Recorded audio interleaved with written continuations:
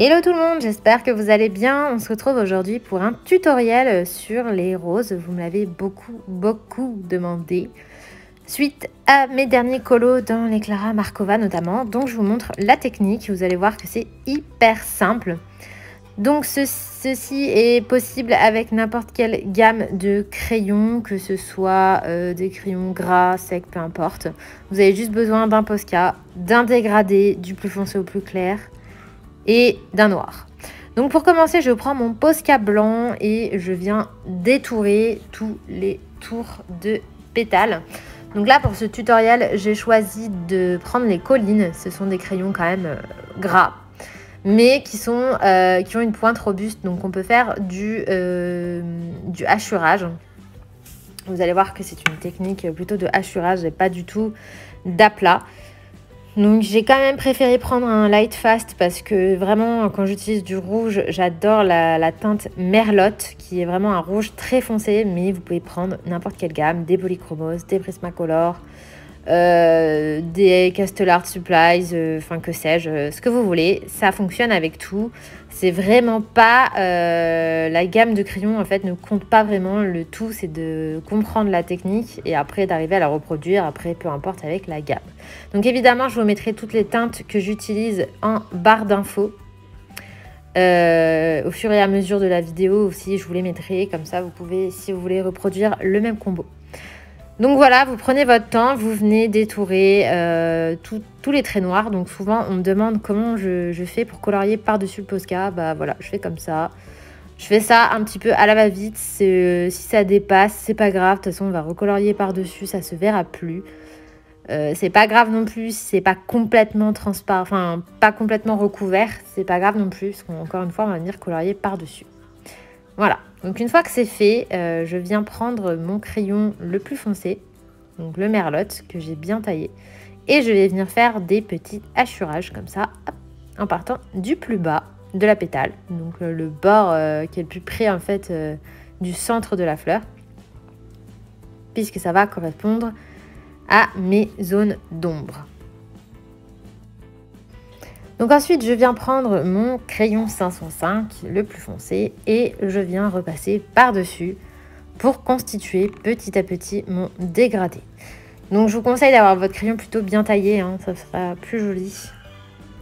Voilà, en fait c'est super simple, vous prenez votre crayon et vous faites des petits traits comme ça, du plus foncé au plus clair en remontant vers le haut de la pétale. Donc je reprends mon 105 qui est un rouge un petit peu plus clair. Je viens repasser par-dessus en faisant des petits traits, des petits traits, des petits traits. Voilà. Ensuite, je prends encore un rouge plus clair. Je repasse par-dessus en faisant des petits traits, des petits traits, des petits traits. Et en fait, le plus dur, ça va être vraiment de savoir où placer les ombres finalement. C'est toujours la même histoire hein, dans le coloriage. Ensuite, je viens prendre un orange et je viens encore une fois repasser par-dessus pour apporter de la lumière.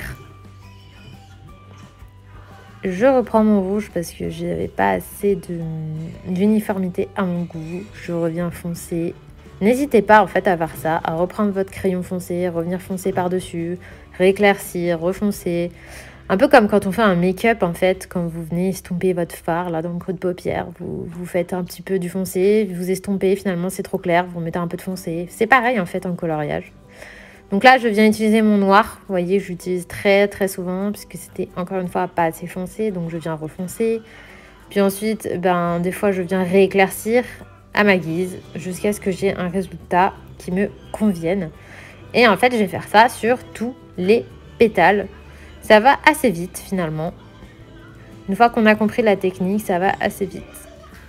Donc pour les petits rebords comme ça de pétales un petit peu pliés, cette fois-ci, en fait, vous allez mettre la zone foncée en bas et le plus clair en haut.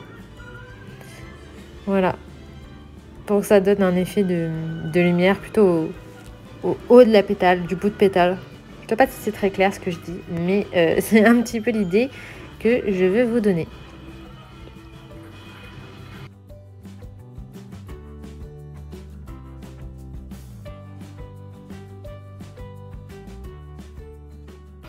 Ensuite, j'attaque un autre pétale, donc pareil, je refais mes petits traits, mes petits traits, mes petits traits, du bleu foncé. Et je vais dégrader jusque vers l'autre extrémité de la pétale en allant jusqu'au plus clair. Et pareil, en faisant des petits traits, des petits traits, des petits traits. Finalement, vous voyez, c'est pas très compliqué. C'est toujours un petit peu la même chose. Et j'aime beaucoup l'idée des petits traits. Je trouve que ça donne vraiment l'effet, vous savez, comme les pétales sont nervurés. J'aime bien. Après, il y a d'autres techniques aussi que j'aime bien pour les pétales. Mais j'avoue que pour les roses, j'aime bien faire ça. Voilà, donc je continue à faire mon dégradé jusqu'au bout de la pétale en allant du plus foncé au plus clair.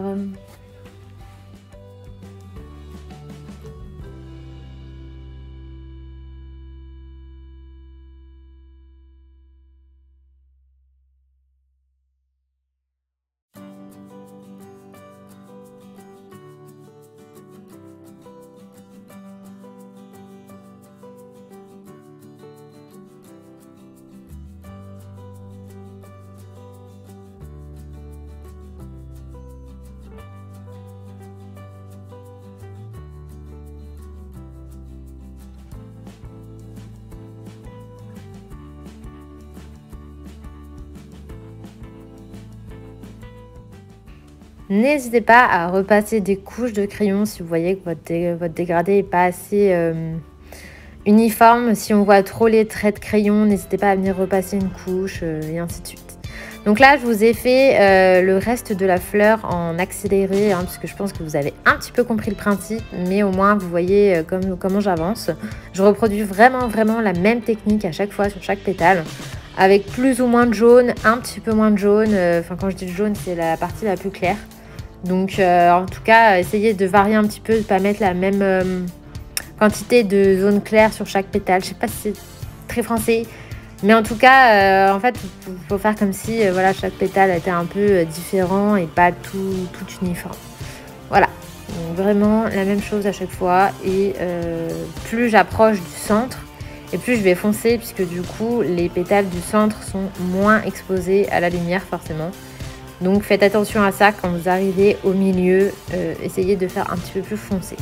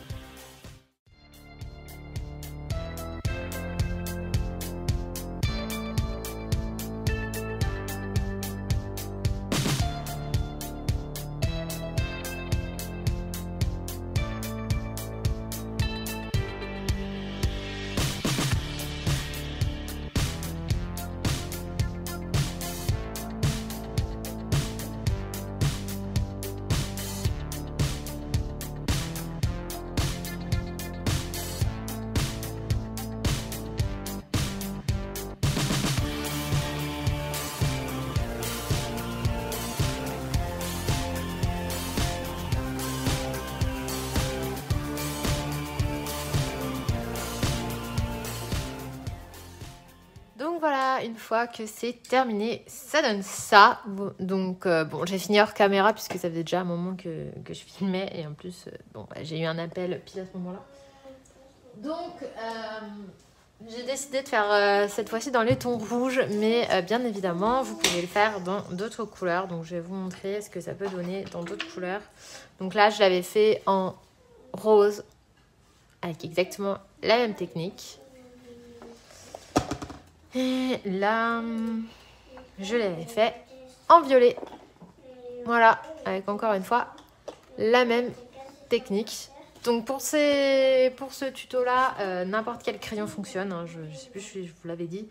Moi, j'aime beaucoup les collines. J'avoue que c'est des crayons que j'aime énormément parce qu'ils ont quand même, ils sont quand même gras, mais ils ont la mine quand même robuste. Donc ça permet de faire des mélanges sympas parce qu'ils sont gras, mais quand même de pouvoir travailler en traits et en striures pour faire un petit peu un effet de nervure dans la pétale. Voilà, j'espère que ce tutoriel vous aura plu. Je vous fais plein de bisous et je vous dis à très bientôt dans une prochaine vidéo. Bye!